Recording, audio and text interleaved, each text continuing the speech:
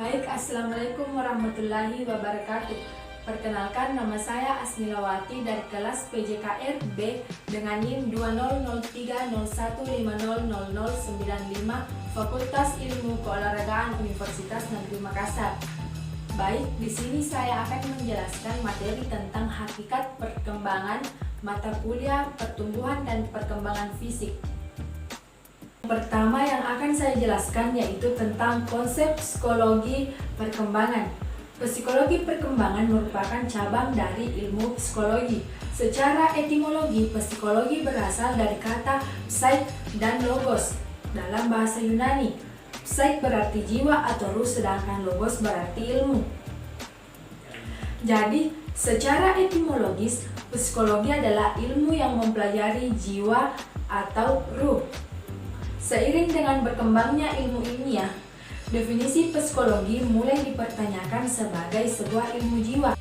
Hal ini karena jiwa atau soul memiliki konsep yang terlalu abstrak, sedangkan ilmu pengetahuan mengkehendaki objeknya dapat diamati, dicatat, dan diukur. Para ilmuwan di bidang ini mencoba mengaitkan jiwa atau ruh di sini dengan proses sensorik motorik, yaitu pemrosesan rangsangan-rangsangan yang diterima oleh saraf-saraf indera atau sensoris di otak sampai terjadinya reaksi berupa gerakan otot atau motoris maupun sekresi kelenjar-kelenjar. Aktivitas sensorik dan motorik dapat dicontohkan sebagai aktivitas yang paling banyak dilakukan dan terstimulasi ketika anak bermain. Secara singkat dapat dijelaskan bahwa psikologi perkembangan adalah cabang dari ilmu psikologi yang mempelajari secara sistematis perkembangan perilaku manusia secara ontogenetik, yaitu mempelajari proses-proses yang mendasari perubahan-perubahan yang terjadi di dalam diri, baik perubahan dalam struktur jasmani, perilaku maupun fungsi mental manusia sepanjang rentang hidupnya. Dan dapat dikatakan bahwa psikologi perkembangan merupakan suatu cabang ilmu psikologi yang mempelajari tingkah laku individu dalam perkembangannya beserta latar belakang yang mempengaruhinya. Manfaat mempelajari psikologi perkembangan yang pertama yaitu untuk mengetahui tingkah laku individu itu sesuai atau tidak dengan tingkat usia atau perkembangannya. Yang kedua yaitu untuk mengetahui tingkat kemampuan individu pada setiap fase perkembangannya. Yang ketiga yaitu untuk mengetahui kapan individu bisa diberi stimulus pada tingkat perkembangan tertentu. Yang keempat yaitu agar dapat mempersiapkan diri dalam menghadapi perubahan-perubahan yang akan dihadapi seorang anak. Yang kelima yaitu khusus bagi guru agar dapat memilih dan memberikan materi dan metode yang sesuai dengan kebutuhan seorang anak. Yang kedua yaitu hakikat perkembangan. Perkembangan menurut Kartono yaitu perubahan psikofisis sebagai hasil dari sebuah pematangan fungsi-fungsi psikis dan fisis yang ditunjang oleh faktor lingkungan dan proses belajar pada waktu tertentu menuju kedewasaan. Sementara itu, perkembangan menurut Yusuf adalah proses terjadinya berbagai perubahan yang bertahap yang dialami individu atau organisme menuju tingkat kedewasaan atau kematangannya yang berlangsung secara sistematis, progresif, dan berkesinambungan baik terhadap fisiknya maupun psikisnya.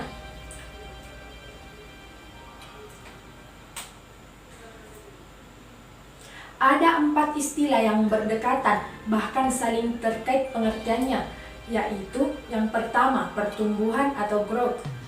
Pertumbuhan dapat dijelaskan sebagai sebuah proses kenaikan massa dan volume yang dikarenakan adanya tambahan substansi dan perubahan bentuk yang terjadi selama proses tersebut. Hal ini dijelaskan pula oleh Chaplin yang menyatakan bahwa pertumbuhan adalah suatu pertambahan atau kenaikan dalam ukuran dari bagian-bagian tubuh dari organisme sebagai suatu keseluruhan.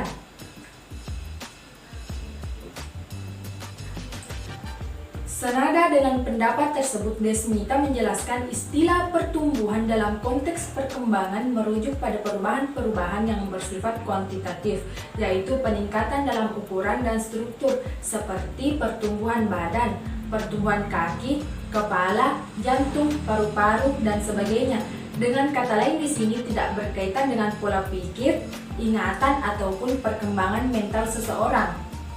Dari berbagai definisi tersebut dapat kita pahami bahwa pertumbuhan ialah suatu perubahan secara biologi yang dialami oleh makhluk hidup, yaitu berupa pertumbuhan ukuran, baik volume, bobot maupun jumlah sel yang bersifat irreversible.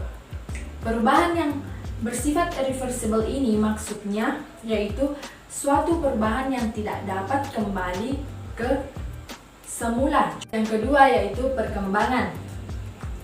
Perkembangan adalah suatu gejala perubahan dalam fungsi dari organ-organ yang telah mengalami pertumbuhan tersebut.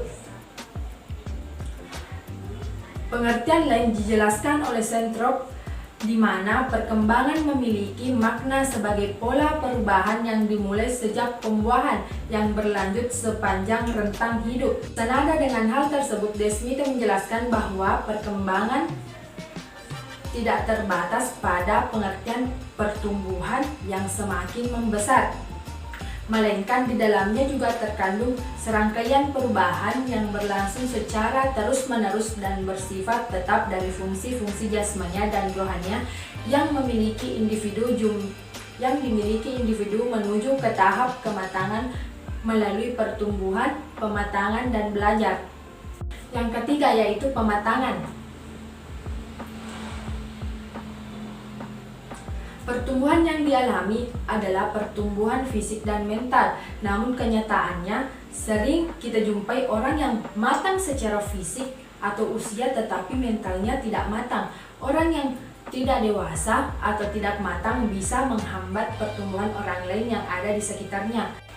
Dapat dipahami bersama bahwa kita tidak hanya bisa berpikir bahwa perkembangan sebagaimana dihasilkan oleh proses-proses biologis, kognitif, dan sosio-emosional yang paling mempengaruhi, tetapi juga oleh kedewasaan dan pengalaman yang mempengaruhinya.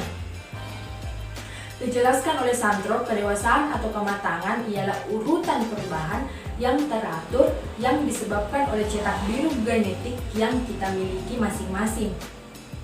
Dengan kata lain, dapat dijelaskan bahwa kematangan terlihat dari kemampuan seseorang untuk memahami, menghayati, dan mengaplikasikan nilai-nilai luhur dalam kehidupan sehari-hari. Yang keempat yaitu perubahan atau change. Konsep perubahan dalam perkembangan di sini menjelaskan bahwa setiap perubahan yang ada dalam diri individu, baik dalam bentuk fisik, pola pikir maupun kedewasaan itu sendiri adalah bagian penting yang mau tidak mau akan dilalui oleh setiap manusia sebagai sesuatu yang berkesinambungan.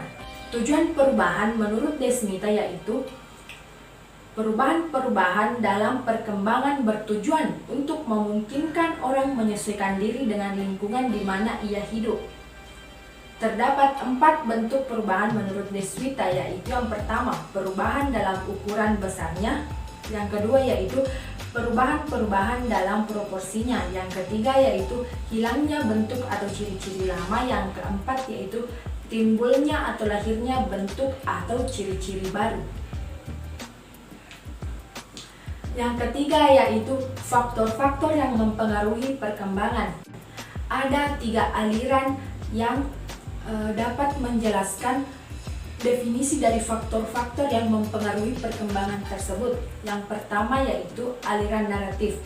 Tokoh aliran ini adalah Schopenhauer. Menurut aliran ini, perkembangan organisme ditentukan oleh faktor pembawaan atau nativus. Aliran ini mengemukakan bahwa manusia yang baru dilahirkan telah memiliki bakat atau pembawaan, baik karena berasal dari keturunan orang tuanya maupun karena memang ditakdirkan demikian. Jika individu pembawaannya baik, maka akan baik pula individu tersebut, begitu juga sebaliknya. Menurut aliran ini, pendidikan tidak dapat diubah dan senantiasa berkembang dengan sendirinya. Yang kedua yaitu aliran empirisme. Salah satu tokoh aliran ini adalah John Locke yang mengembangkan teori tabula rasa. Menurutnya, manusia bagaikan tabula rasa, yakni meja lilin yang putih bersih belum tergoreskan apapun. Mau dijadikan gambar-gambar apa saja meja lilin tersebut terserah oleh pelukisnya. Meja lilin di sini diibaratkan sebagai bayi yang baru lahir yang akan berkembang. Sedangkan pelukis adalah lingkungan yang akan membentuk jadi apapun anak yang baru lahir ini.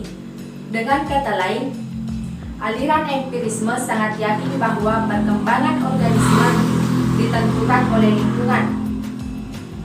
Bahkan J.B. Watson yang terkenal sebagai behaviorist dari Amerika Serikat pernah sesumbar, "Beri aku bayi, lalu mintalah kepadaku mau kujadikan apapun bayi itu. Mau dijadikan dokter, lawyer, guru, bahkan dijadikan kriminal, mintalah kepadaku." Yang ketiga yaitu aliran konvergensi. Tokoh aliran konvergensi adalah William Stern.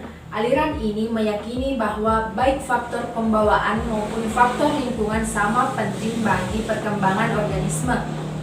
Dengan kata lain, aliran ini tidak hanya berasal dari lingkungan atau pengalaman saja atau pembawaan saja, tetapi dipengaruhi oleh keduanya.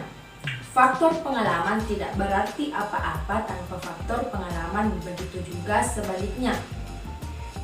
Perkembangan yang dikatakan berkembang jika ada kombinasi dari fasilitas yang diberikan oleh lingkungan dan potensial kodrati anak bisa mendorong berfungsinya segenap kemampuan anak. Yang keempat yaitu prinsip perkembangan. Pada dasarnya, setiap fase perkembangan satu dengan lainnya saling berkaitan erat. Hal ini membuktikan bahwa manusia merupakan satu kesatuan yang utuh. Adapun tujuan perkembangan adalah untuk menjadikan individu manusia dewasa yang mandiri. Prinsip-prinsip perkembangan ada 9, yaitu yang pertama, perkembangan tidak terbatas pada pertumbuhan secara fisik, namun mencakup rangkaian perubahan yang bersifat progresif, teratur, koheren, dan berkesinambungan. Yang kedua, perkembangan selalu menuju proses diferensiasi dan integrasi. Yang ketiga yaitu perkembangan dimulai dari respon-respon yang sifatnya umum menuju respon-respon yang sifatnya terkhusus. Yang keempat yaitu setiap orang akan mengalami tahapan perkembangan yang berlangsung secara berantai. Yang kelima yaitu setiap individu mempunyai tempo kecepatan perkembangannya sendiri-sendiri. Yang keenam yaitu di dalam perkembangan dikenal adanya irama atau naik turunnya proses perkembangan. Yang ketujuh, setiap individu seperti halnya organisme lainnya memiliki dorongan dan hasrat mempertahankan diri dari hal-hal yang negatif seperti rasa sakit, rasa tidak aman, kematian, dan sebagainya. Yang selanjutnya yaitu dalam perkembangan terdapat masa peka, yaitu suatu masa dalam perkembangan individu di mana suatu fungsi jasmani ataupun rohani dapat berkembang dengan cepat jika mendapat latihan yang baik dan kontinu. Yang terakhir yaitu perkembangan tiap-tiap individu pada dasarnya tidak hanya dipengaruhi oleh faktor pembawaan sejak lahir, tetapi juga oleh lingkungannya. Selain apa yang dijelaskan sebelumnya, terdapat pula beberapa konsep lain tentang prinsip yang menyertai di dalam pertumbuhan dan perkembangan yang ada sebagai berikut. Yang pertama yaitu perkembangan melibatkan perubahan. Perkembangan diartikan sebagai deretan progresif dari perubahan yang teratur dan koheren. Maksudnya, perubahan yang terjadi terarah maju dan menunjukkan adanya hubungan nyata antara perubahan yang terjadi baik yang telah mendahului atau perubahan yang akan mengikutinya. Menurut para ahli, menurut Maslow dan Hurlock, tujuan perubahan perkembangan adalah upaya untuk menjadi orang terbaik secara fisik dan mental.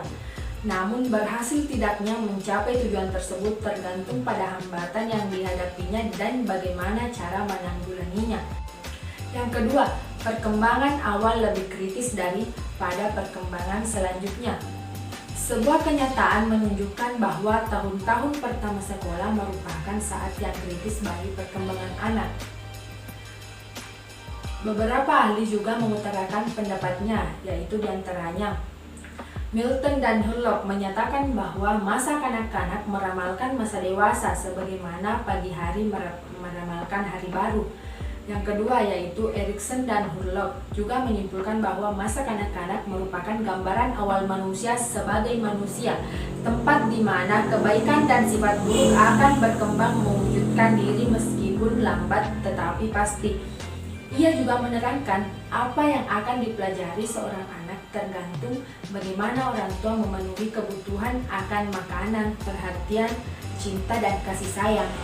Yang ketiga yaitu Gould dan Hurlock menyimpulkan bahwa remaja yang berpotensi menjadi anak nakal dapat diidentifikasi sedini usia 2 atau 3 tahun karena perilaku antisosialnya. Yang ketiga, perkembangan merupakan hasil proses kematangan dan belajar. Ciri perkembangan fisik dan mental sebagian berasal dari proses kematangan intrinsik dan sebagian berasal dari latihan dan usaha individu. Proses kematangan intrinsik adalah terbukanya karakteristik yang secara potensial ada pada individu yang berasal dari warisan genetik. Dalam fungsi filogenetik atau fungsi umum ras, misalnya merangkak, duduk, dan berjalan. Sedangkan dalam fungsi ontogenetik yaitu fungsi khas untuk individu, misalnya berenang, melempar bola, dan naik sepeda. Kecenderungan yang diwariskan tidak dapat matang sepenuhnya tanpa dukungan lingkungan. Belajar adalah perkembangan yang berasal dari latihan dan usaha. Sebagai contoh, anak yang mempunyai tatanan saraf dan otot yang superior akan mempunyai bakat, tapi kalau tidak ada kesempatan berlatih dan bimbingan yang sistematis, anak itu tidak akan dapat mengembangkan potensi yang dimilikinya. Belajar dapat terjadi secara imitasi individu, yaitu individu secara sadar meniru apa yang dilakukan oleh orang lain.